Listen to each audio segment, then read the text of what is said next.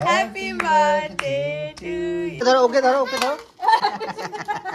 নে ধরো সাইড দিয়ে যাও।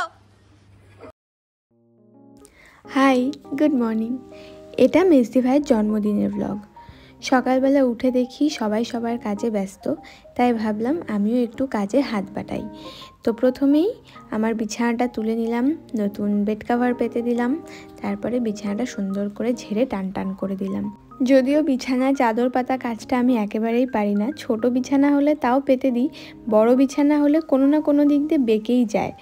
এরপর মা গেল বাজারে, মিস্ত্রি ভাইও সকালবেলা স্নান ধান সেরে নতুন জামা পরে রেডি, ও যাবে মায়ের মন্দিরে পুজো দিতে। এই বড় ছাতা নিয়ে বলে যাওয়া যায়। এটা কিন্তু আমার ছাতা না, নিয়ে আস। কোথায় যাও তুমি? মন্দিরে। এই মন্দিরে? হ্যাঁ ঠিকই আছে। একাই যাবা? এই সাইড দিয়ে যাও, একদম রাস্তা সাইড দিয়ে হাঁটবা।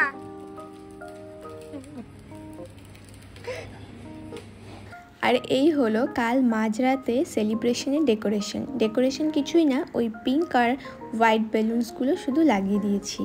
তো এই ক্লিপগুলো আমার আগেই অ্যাড করা উচিত ছিল, কিন্তু এইগুলো অ্যাড করেছি একদম ভিডিওর লাস্টে, কারণ আমি সবসময় চেষ্টা করি আমি যে ডেলি ভ্লগগুলো বানাই সেগুলো যেন সকাল থেকে শুরু হয়। আচ্ছা, তো এই দিকে রান্নাবান্না শুরু হয়ে গেছে। আজকের সমস্ত রান্না করবে সরলা কাকি।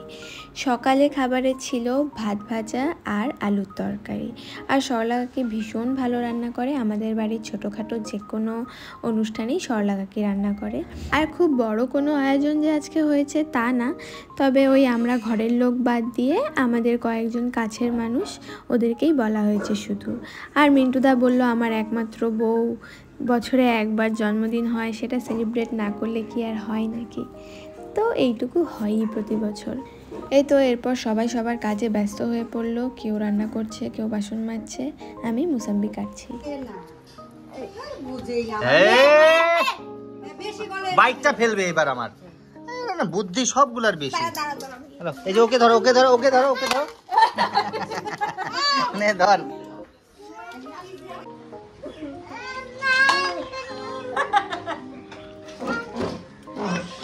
তো এই গরুটা রাস্তা দিয়ে যেতে যেতে যখনই খিদে পায় ও আমাদের গ্রিলের সামনে এসে দাঁড়ায়, আর আমরাও চেষ্টা করি যাতে ওকে খালি মুখে না ফিরে যেতে হয়, যেটাই থাকে দেওয়ার চেষ্টা করি। যাই হোক, এরপরে লোকজন আসা শুরু হলো বাড়িতে, তাদের খেতে দেওয়া, তারপরে নিজেরা খাওয়া, এইসব করতে করতেই সারাদিন কভার হয়ে গেল। তো আমি এবার তোমাদের দেখাই আগের দিন রাতের ভিডিও ক্লিপগুলো।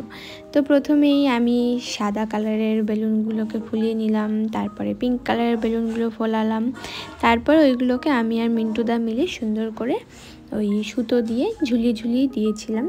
মেজদি ভাই ঘরেই ছিল, ওর বান্ধবী এসছে, তার সাথে গল্প করছিল। তো প্রথমে ভাবছিলাম ও যতক্ষণে গল্প করবে ততক্ষণে আমি এদিকে ডেকোরেশন কমপ্লিট করে ফেলবো যাতে ও না দেখতে পায়, কিন্তু ও বুঝতেই পেরে গেছিলো, তাও আসেনি, যাতে আমাদের সারপ্রাইজটা নষ্ট না হয়ে যায়। এই তো আমার ডেকোরেশন কমপ্লিট। আমি 12টার অনেক আগে, প্রায় 10:30 11টার মধ্যে সমস্ত ডেকোরেশন কমপ্লিট করে রেখেছিলাম, তারপর লাইট অফ করে রেখেছিলাম। তারপর যখন আসলাম তখন দেখলাম অনেক বেলুন একাই ফেটে গেছে। ব্যাস এক্ষুনি 12টা বেজে যাবে, চলো বার্থডে গার্লকে নিয়ে আসি। এটা জ্বালাবো না, দাঁড়াও আসুক, আইসে বসুক। ও আমি তো ভাবছি, হ্যাঁ দাঁড়াও ফোন করি। ও এখানে আমার একটা পিন দাও না। আমি লাইফে ফার্স্ট টাইম আমার দাও না, আমার হাসিই পাচ্ছে এটা পড়ে। নাম এরকম পড়ে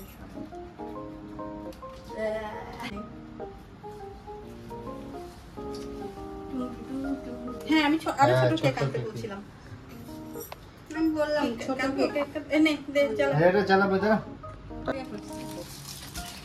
12টা বাজে, আবার চকলেটটা আছে। দাঁড়া।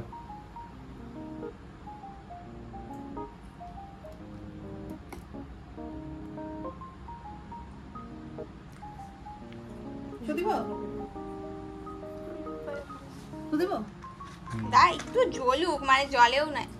আমি ফুদিই নেই, এমন জোর নিঃশ্বাস নেয় মা গো মা। এটা কি আরেকবার জ্বালাই? হয় না প্রদীপ? হ্যাঁ কিচ্ছু হয় জ্বালাও। না। এটা কি নিয়ম করে এতগুলো? এটা স্টাইলের জন্যই জ্বালায়। একটা কি কেউ জ্বালায়? আমাকে দেখতে কি বাজে ওইটা লাগতেছে। একটু ম্যাজিক ক্যান্ডেল টাইপের। সুন্দর লাগতেছে। দাঁড়া এটা তো মনে হয় হাওয়া হচ্ছে মনে হয় না? নিবাবো? হ্যাঁ নিব। Happy Happy birthday birthday to you, happy birthday to you, happy birthday to you. এই ছিল আজকের ব্লগ। ভিডিও ভালো লেগে থাকলে অবশ্যই একটা লাইক করে দেবে। আমার চ্যানেল নতুন হলে সাবস্ক্রাইব করতে ভুলবে না। দেখা হচ্ছে নতুন কোনো একটা ব্লগে। শেষ।